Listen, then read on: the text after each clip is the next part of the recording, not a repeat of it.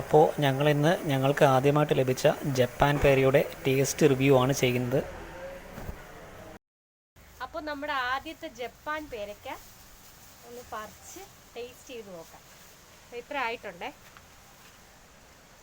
അപ്പോൾ ഇതാണ് ഞങ്ങൾ ഒരു കൊല്ലം മുന്നേ നട്ടിരുന്ന ജപ്പാൻ പേര. ജപ്പാൻ്റെ തന്നെ ക്രിംസൺ റെഡ് എന്ന് പറയുന്ന ഒരു ഇനത്തിൽപ്പെട്ട പേരയാണിത്. ഞങ്ങൾ ഏകദേശം ഒരു കൊല്ലം ആയി നട്ടിട്ട്. ഒരുപാട് പൂ വന്നിരുന്നു, പക്ഷേ കായ്ച്ചത് ഈ ഒരു കാ മാത്രമാണ് നമുക്ക് ലഭിച്ചത്.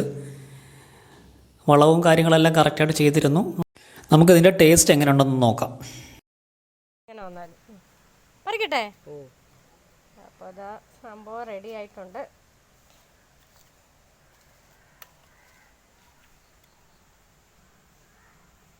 കട്ട് ചെയ്ത് നോക്കാം എത്ര റെഡ് ആയിട്ടുണ്ടെന്ന് നോക്കാവേ. നമുക്ക് ഇനി ഇതൊന്ന് കട്ട് ചെയ്ത് നോക്കാം. ഇപ്പോൾ ഈ ഒരു പരുവത്തിൽ ആയിട്ടുണ്ട് പേരയ്ക്ക. അത് കുറച്ചുകൂടെ വലിപ്പം വയ്ക്കുമെന്നാണ് തോന്നുന്നത്.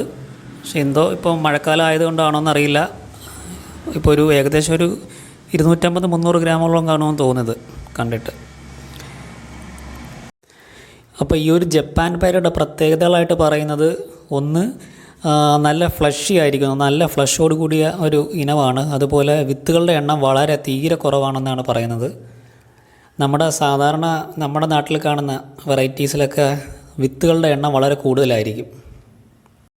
പിന്നെ ഇതിലും കീടശല്യം വരാതിരിക്കാൻ വേണ്ടിയിട്ടുള്ള കാര്യങ്ങളൊക്കെ ചെയ്യണം. സാധാ പേരയ്ക്കയിലെ പോലെ തന്നെ ഇതിലും നല്ല കീടശല്യം വരാൻ സാധ്യതയുള്ള ഒരു ഐറ്റമാണ്. അപ്പോൾ നമുക്കൊന്ന് മുറിച്ച് നോക്കാം. ഉള്ളിലിതാ ഒരു പിങ്ക് ഷെയ്ഡാണ് വന്നിരിക്കുന്നത്. അതിൻ്റെ ഫ്ലഷ്, ഉള്ളിലെ ഫ്ലഷ് പിങ്ക്, പുറമേ ഒരു വൈറ്റ് കളറാണ് വന്നിരിക്കുന്നത്. പറഞ്ഞ പോലെ തന്നെ വിത്തുകളുടെ എണ്ണം അതാ നിങ്ങൾക്ക് കാണാവുന്നേ ഉള്ളൂ. വിത്തിൻ്റെ എണ്ണം വളരെ കുറവാണ്. 2-3 വിത്തേ ഉള്ളിലുള്ളൂ. ബാക്കിയെല്ലാം നല്ല ഫ്ലഷാണ്. നമുക്കിത് മുറിച്ചൊന്ന് കഴിച്ച് നോക്കാം. ഏകദേശം നല്ല കട്ടിയുണ്ട് ഫ്ലഷിന്.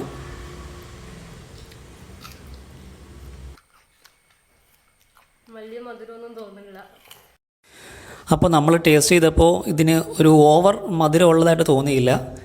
ഒരു മീഡിയം മധുരമുള്ളൊരു പേരയ്ക്കായിട്ടാണ് തോന്നിയത്. പിന്നെ ഈ പറഞ്ഞ പോലെ വിത്തുകളുടെ എണ്ണം നല്ല കുറവാണ്. അതുകൊണ്ട് നമുക്ക് കൂടുതലായിട്ട് ഫ്ലഷാണ് കിട്ടുന്നത്. നന്നായിട്ട് കഴിക്കാൻ പറ്റും. പിന്നെ ഇതിൻ്റെ ഒരു ടെക്സ്ചർ എന്ന് പറഞ്ഞാൽ, നമ്മൾ സബർ ജെല്ലി എന്ന് പറഞ്ഞ ഒരു ഫ്രൂട്ടുണ്ട്, ഒരു പഴം. അത് കഴിക്കുമ്പോൾ കിട്ടുന്ന ഒരു കറുമുറ എന്നുള്ളൊരു ഫീൽ കിട്ടുമല്ലോ നമ്മൾ ആ പഴം കഴിക്കുമ്പോൾ. അതേ ഒരു ഫീലാണ് ഇതിൻ്റെ മാംസത്തിനുള്ളത്. പിന്നെ ഒരു കാര്യം എടുത്ത് പറയാനുള്ളതെന്ന് പറഞ്ഞാൽ, ഇതിൻ്റെ കായ് പിടിക്കുന്നത് വളരെ കുറവാണ്. നന്നായിട്ട് പൂക്കും. പൂവിടുന്നതിനൊന്നും യാതൊരു കുറവുമില്ല. പക്ഷേ കായ കിട്ടുന്നത് വളരെ ബുദ്ധിമുട്ടായിരിക്കും. ഇത്രയും കെയർ ചെയ്തിട്ട് ഞങ്ങൾക്ക് ആകെ കിട്ടിയത് ഈ ഒരു കായാണ്. അപ്പോൾ ഇത് വാങ്ങി വെക്കണമെന്നുള്ളത് നിങ്ങളുടെ പേഴ്സണൽ ചോയ്സാണ്. ഫ്രൂട്ടിന് കുഴപ്പമൊന്നുമില്ല. അത്യാവശ്യം നല്ല ടേസ്റ്റുള്ള ഫ്രൂട്ടാണ്. നല്ല ഫ്ലഷോട് കൂടിയതാണ്. പക്ഷേ കായ് ബലം വളരെ കുറവാണ്.